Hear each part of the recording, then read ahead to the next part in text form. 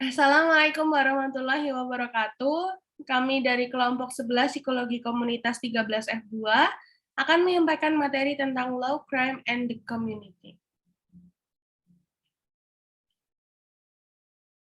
Kami beranggotakan Syahmas Witari, Sita Aprilia, Emanuela Herning, Kevinka Kristi, Maria Gaudensia, dan Linda Ayu.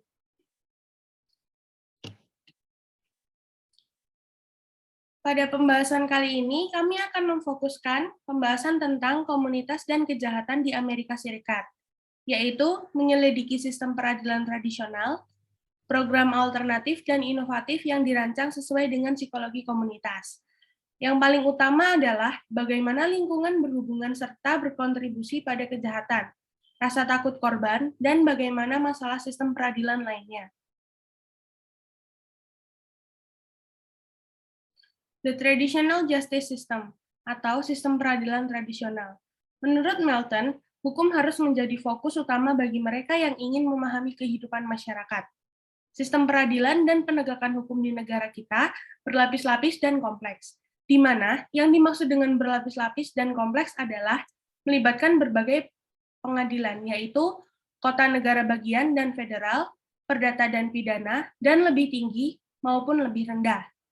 Hakim, juri, pengacara, serta penggugat dan terdakwa.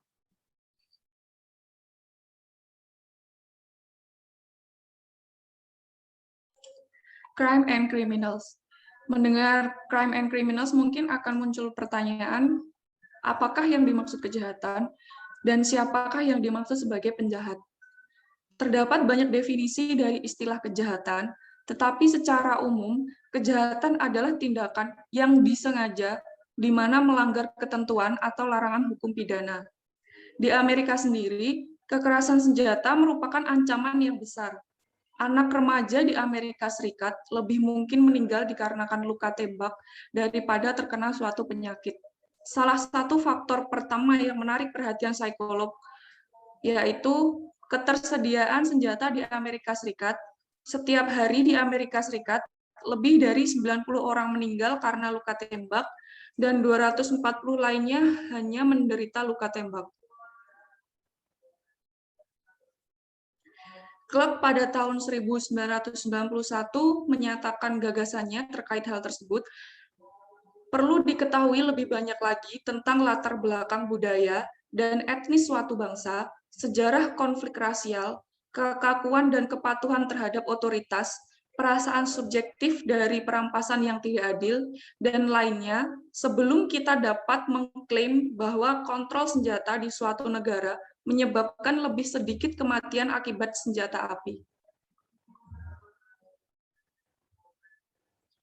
Lantas, apalagi yang bertanggung jawab atas tingginya tingkat kejahatan dan penahanan di Amerika Serikat?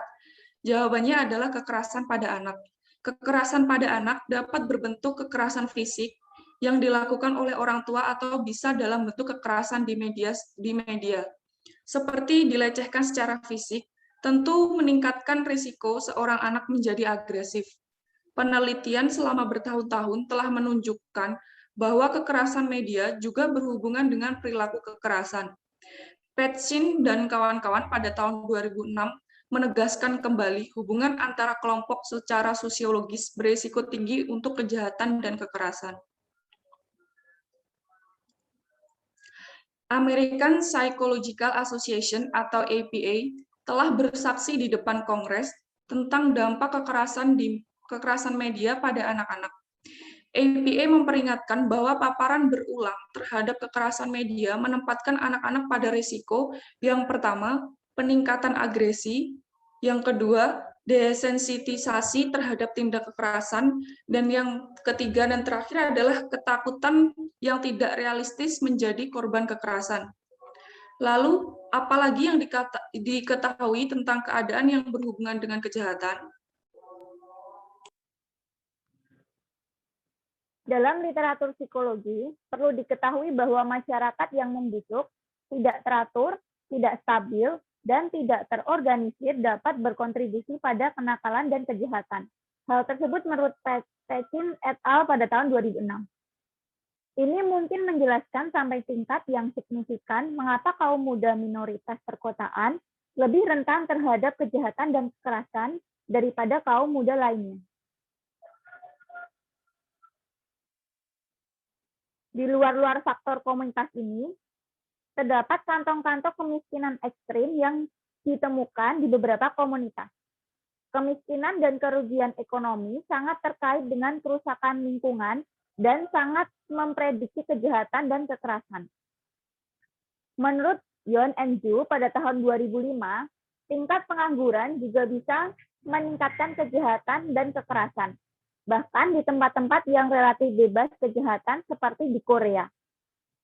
Migrasi juga bisa menjadi salah satu faktor yang mengakibatkan peningkatan pendapatan rendah Amerika sehingga pemuda dalam ekonomi bawah melakukan perdagangan narkoba.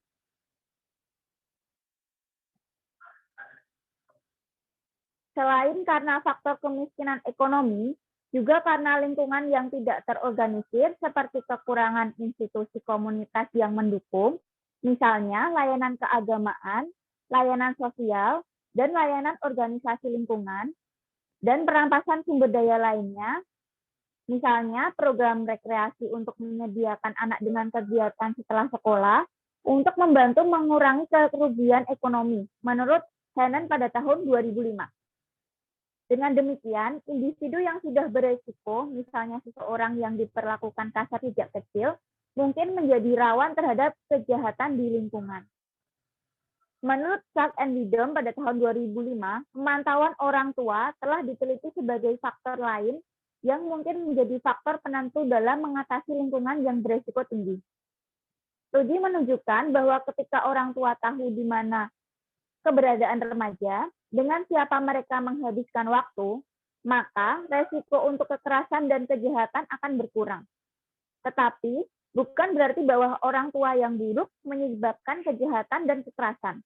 Walaupun dengan ada hubungan yang kuat antara kekerasan anak dan aktivitas kejahatan. Intinya, menurut Lambert et al. Pada tahun 2005, pemantauan orang tua yang buruk meningkatkan kesempatan pemuda untuk bergaul dengan rekan-rekan nakal, menjadi korban, atau untuk menyaksikan orang lain melakukan kekerasan. Apa yang dilakukan satu komunitas tentang tingginya insiden kejahatan? Yang dilakukan adalah Neighborhood Youth Service atau NYS, merupakan sebuah program berbasis komunitas di mana mendapatkan penghargaan berupa community-based program yaitu so-called At-Risk Youth di Duluth, Minnesota. Pada awalnya, kader di NYS memutuskan untuk tidak menggunakan label at-risk, terutama karena mereka melihat semua anak muda memiliki potensi besar. Program ini didirikan di lingkungan dengan perbedaan memiliki salah satu tingkat kejahatan tertinggi di seluruh Minnesota Utara, sehingga dirancang untuk mencegah anak-anak terlibat dalam sistem peradilan remaja. Program yang dibuat NYS dibagi menjadi 1. Memecah stereotip bahwa setiap kelompok rasial atau etnis saling berpihak. 2. Mengidentifikasi atau mengenal kekuatan anak-anak. 3. Mengajarkan anak-anak baru untuk terlibat dalam masyarakat. 4. Temukan potensi tersembunyi anak-anak. 5. Mendorong anak-anak untuk mengekspresikan diri mereka dengan bebas dan dengan cara yang aman. 6. Mencari cara baru untuk berhubungan dengan orang lain. NYS hanyalah salah satu contoh dari program-program yang sedang berkembang yang dihasilkan oleh perhatian yang meningkat pada pencegahan dan intervensi, salah satu prinsip utama psikologi komunitas. Terdapat tiga faktor tingkat lainnya di mana tidak diragukan lagi dapat berkontribusi terhadap kejahatan. 1. Prasangka ras atau etnis, yaitu prasangka adalah sikap terhadap anggota beberapa kelompok. 2. Diskriminasi, yaitu melibatkan tindakan berprasangka terhadap kelompok tertentu. 3. Segregasi, berarti isolasi suatu kelompok dari orang lain dalam masyarakat. Lalu dilanjutkan dengan jails and prison.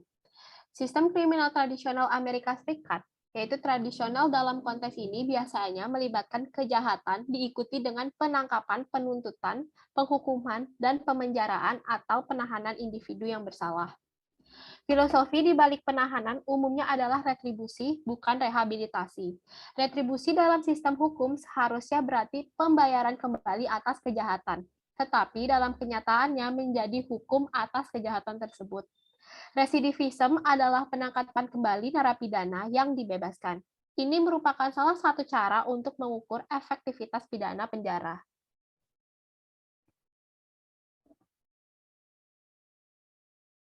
Sebuah studi klasik dalam psikologi menyoroti apa yang terjadi di penjara yang membuat reformasi narapidana tidak mungkin dilakukan. Jadi, di sini nih ada salah satu case di mana Philip Zimbardo dan rekannya itu memperoleh sukarelawan untuk bertindak baik sebagai tahanan atau penjaga di penjara tiruan. Subjek semuanya sehat secara mental sebelum penelitian dimulai dan secara acak ditugaskan untuk peran mereka. Para peneliti memberitahu para penjaga untuk lakukan hanya apa yang diperlukan untuk menjaga ketertiban. Para tahanan semuanya ditangkap secara tak terduga di rumah mereka dan dibawa ke penjara tiruan oleh petugas polisi sungguhan. Para tahanan ditelanjangi, digeledah, disuruh menggunakan gaun bergaya rumah sakit, dan diberi nomor identifikasi oleh para penjaga. Dalam beberapa hari setelah mengambil peran mereka, para penjaga menjadi kasar terhadap para tahanan. Mereka mengganggu para tahanan, memaksa mereka masuk ke dalam sel yang penuh dan sesak, membangunkan mereka di malam hari, memaksa mereka untuk sering menghitung mundur, dan menjadikan mereka kerja paksa dan kurungan isolasi. Kondisi di penjara tiruan menjadi begitu brutal. Para tahanan begitu tertekan, dan para penjaga begitu terlibat dalam peran mereka, sehingga Zimbardo dan teman-temannya ini mengakhiri studi sebelum pada waktunya. Pengalaman penjara bahkan untuk pria normal ini terbukti sangat luar biasa. Jadi, penjara mungkin bukan solusi terbaik untuk menangani kejahatan dan menyediakan anggota yang produktif bagi masyarakat untuk masa depan. Beberapa alternatif yang menjanjikan termasuk pencegahan kejahatan melalui intervensi sosial dan lingkungan dan menyediakan kondisi yang mendukung perubahan perilaku yang positif.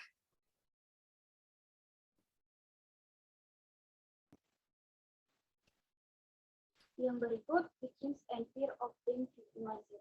Hal ini menekankan bahwa korban kejahatan kekerasan, terutama yang berstatus ekonomi rendah, mengalami ketakutan, dan penghindaraan kerusakan lingkungan yang juga dapat menandakan kondisi yang tidak aman, yaitu potensi korban terkait dengan stres dan depresi.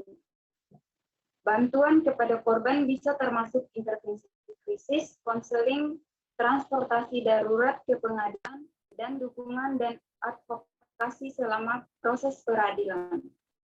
Karena kebijakan publik yang cukup baru, korban di sebagian besar negara sebagian sekarang memiliki hak untuk memberitahukan semua proses pengadilan, hak untuk berpartisipasi, dalam proses, hak untuk dilindungi secara wajar dari terdakwa, hak untuk mendapat masukan dari hukuman, dan hak atas informasi tentang hukuman, pemenjaraan, dan pembebasan pelaku. Yang berikut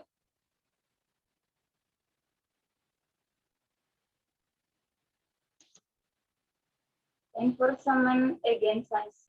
Hal ini menekankan bahwa kepolisian dan warga masyarakat memiliki pandangan yang berbeda tentang peran petugas ras dan etnis minoritas Amerika dengan orang kulit hitam memiliki sikap yang jauh lebih negatif terhadap polisi daripada kulit putih. Petugas polisi semakin terhambat oleh sikap dan kendala masyarakat karena memiliki pandangan yang berbeda dari masyarakat tentang apa yang sebenarnya dilakukan polisi.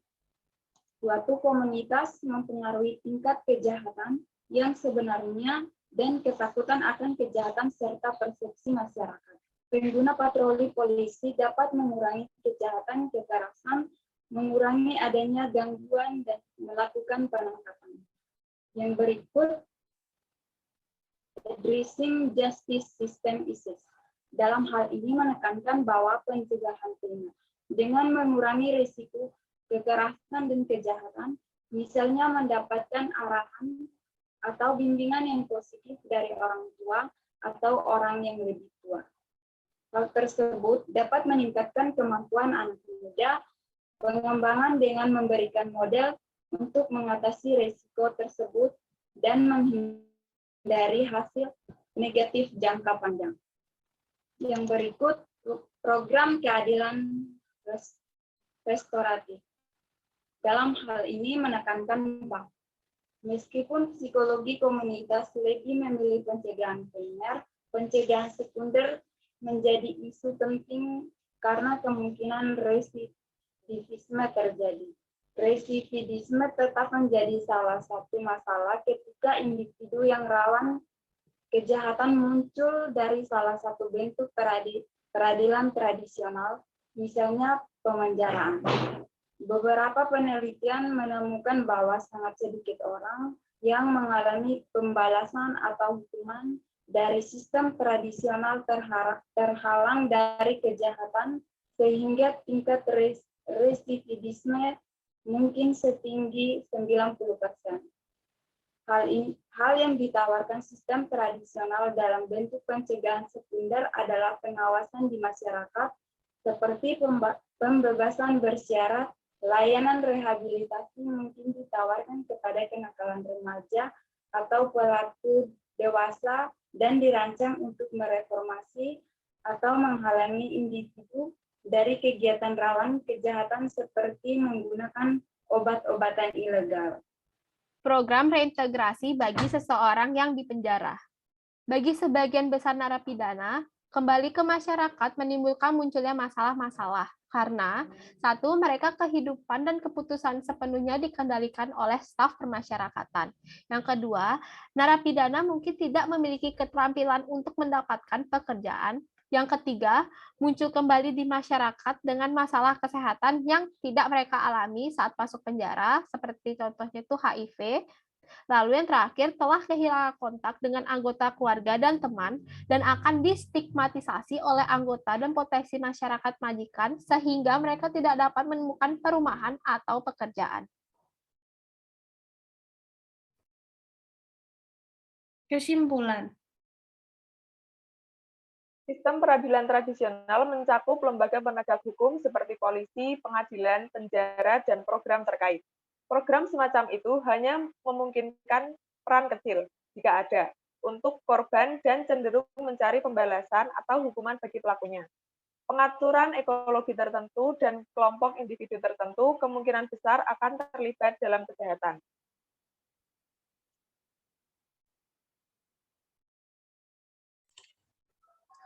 Prasangka sosial dan sejarah orang Afrika-Amerika di Amerika Serikat mungkin sebagian yang mendasari beberapa statistik. Kemiskinan dan komunitas gangguan adalah prediktor lain yang baik dari tingkat kejahatan. Penjara yang suram, institusi yang penuh sesak, seringkali penuh dengan masalah seperti kekerasan, AIDS, dan zat ilegal. Penjara tidak cenderung untuk merehabilitasi atau merawat para pelanggar. Dengan demikian, angka residivisme tetap tinggi.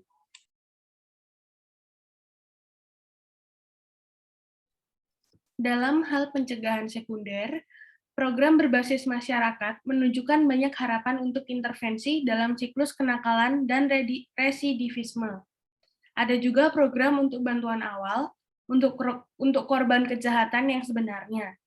Dua program tersebut termasuk intervensi krisis dan pusat peradilan lingkungan atau pusat mediasi komunitas. Program yang menarik adalah program mediasi korban dan pelaku, di mana korban dan pelaku bertemu tatap muka dan mendiskusikan dampaknya satu sama lain, serta rencana untuk ganti rugi kepada korban. Sekian dari kelompok kami, apabila ada salah kata mohon maaf. Assalamualaikum warahmatullahi wabarakatuh. Terima kasih.